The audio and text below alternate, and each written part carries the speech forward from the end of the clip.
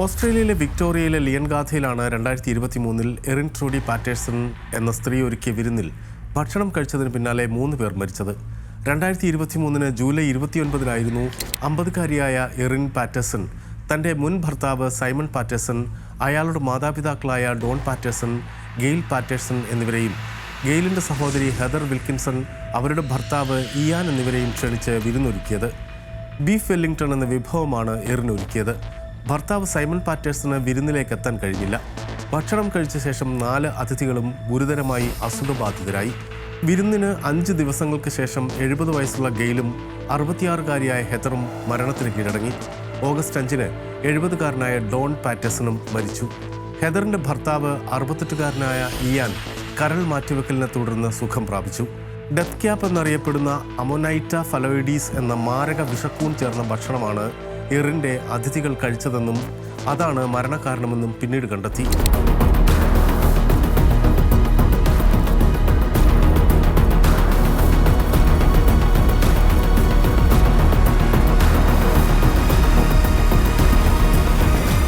Death cap കൂണ് ഭക്ഷണത്തിൽ വന്നത് എങ്ങനെയെന്നതിൽ ആദ്യം വ്യക്തതയില്ലായിരുന്നു.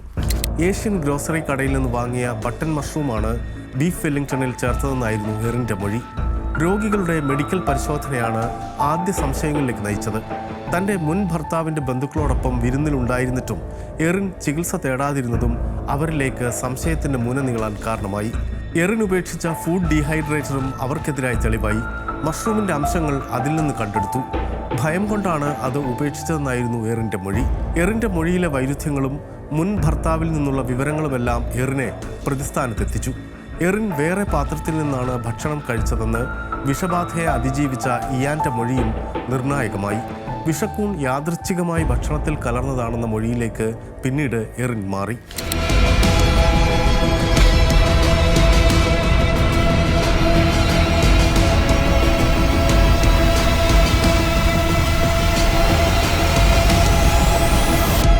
എറിൻ്റേതായ ഫോൺ സംഭാഷണങ്ങളൊന്നും കണ്ടെടുക്കാൻ കഴിഞ്ഞില്ല.